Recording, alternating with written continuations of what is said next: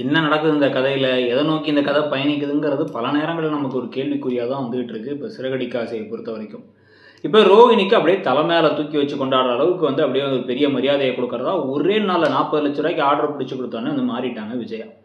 So அதுக்கேற்ற மாதிரி தான் என்ன நடக்குதுன்னு வந்து பார்த்தீங்கன்னா, முதல்ல இப்போ இந்த பார்வதியும் சிவனும் சேர்ந்து அந்த கதையெல்லாம் சொல்லி வீடியோ எடுத்துகிட்டு இருக்கிறது அவங்களுக்கு பிடிக்கவே இல்லை. அதில் உடனே வந்து இவ எனக்கு நல்லாவே இல்லை, இதெல்லாம் ஒத்து வரல, எவ்வளோ பிரச்சனை தாண்டி வந்துட்டேன், ஒரு பிரச்சனையாக வரும் அப்படின்னா, ஏதாவது என்னன்னா தான் ஃப்ரெண்டு சந்தோஷமாக இருக்கிறதுல கொஞ்சம் கூட வந்து ஒரு சந்தோஷம் இல்லாத ஒரு ஆள். இவங்களுக்குலாம் எப்படி ஃப்ரெண்டாக இருக்காங்கன்னு தெரியல.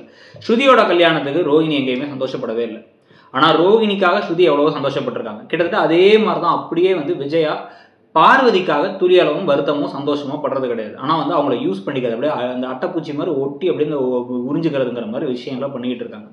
அதை உடனே சிந்தாமணி இவங்களை பிரிச்சு விட்றதுக்காக ஒரு வேலையை பார்க்குறேன் அப்படின்னு அவங்க சொல்லிட்டு இருக்காங்க. இது இல்லாமல் 275 வீட்டுக்கு வந்து இப்போ ஒரு பெரிய ஆர்டர் இவங்களுக்கு ரோகிணி கிடச்சிருச்சு, என் மருமகளுக்கு கிடச்சிருச்சு, என் மருமகள் கிடச்சி அந்த பூ விற்கிறவளுக்கும் தான் கிடச்சிருக்குன்னா அந்த ஆர்டரை நம்ம வாங்கிடணும் சிந்தாமணி பிளான் பண்ணுறாங்க. அது ஒரு பக்கம் நடக்க போகுது. இதுக்கு நடுவில் இந்த அப்பார்ட்மெண்ட் ஆர்டருக்காக வந்து இப்போ வந்து பெருசாக ஒரு பிளான் பண்ணியிருக்காங்க.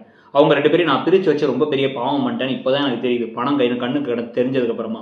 அதனால் வந்து இப்போ அவங்க 2 பேரும் திருப்பி சேர்த்து வைக்கிறதுக்கு வீட்டில் மீண்டும் ஒரு ஃபர்ஸ்ட் நைட்டுக்கு ஏற்பாடு பண்ண போகிறேன் அப்படிங்கிறாங்க இப்போ விஜயா.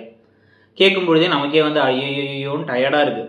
ஆனாலுமே அதுக்கு பூ டெக்கரேஷனுக்கு யாருக்கு ஆர்டர் கொடுக்குறாங்கன்னா அதை வந்து சிந்தாமணிக்கே கொடுத்து பார்வதியை ஹெல்ப்பு கூப்பிட்டு வீடியோ போடுற, கதை போடுற அப்படின்னு சொல்லிட்டு இந்த மாதிரி கில்ட் பண்ணுறதே ஒரு எரிச்சலான வேலை. அதெல்லாம் பண்ணுறேன், எனக்கு பண்ண மாட்டியா அப்படின்னு கேட்கறதுலாம் ஒரு கேவலமான வேலை.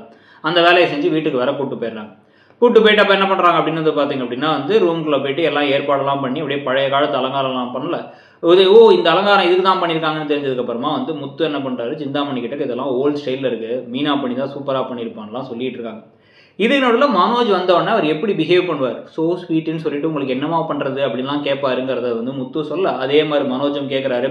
இந்த ஒரு ஃபுல் செட்டப்பே வந்து உங்களுக்கு ஒரு ஃபர்ஸ்ட் நைட்டுக்காக தான் தெரிஞ்சோடனே ஒரே வெக்கப்பட்டு ரோஹிணி காதில் சொல்கிறதெல்லாம் நடந்துகிட்டு இருக்கு.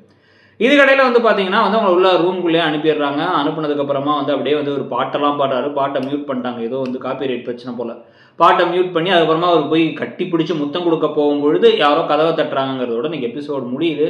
இதெல்லாம் ஏன், எதுக்கு, என்ன நடக்குது, இவ்வளோ உயரத்து கொண்டு போய் கீழே ரோஹிணியை பொத்துன்னு போட போகிறாங்களா, அப்படி நடந்தால் நல்லா தான் இருக்கும், அதை பற்றி உங்கள் கருத்து என்னங்கிறதையும் சொல்லிட்டு மறக்காமல் இடம்பொருள் சேனலையும் சப்ஸ்கிரைப் பண்ணிவிடுங்க. நம்ம இன்னொரு சேனலான இடம்பொருள் நவ்வையும் சப்ஸ்கிரைப் பண்ணிவிடுங்க. தேங்க்யூ.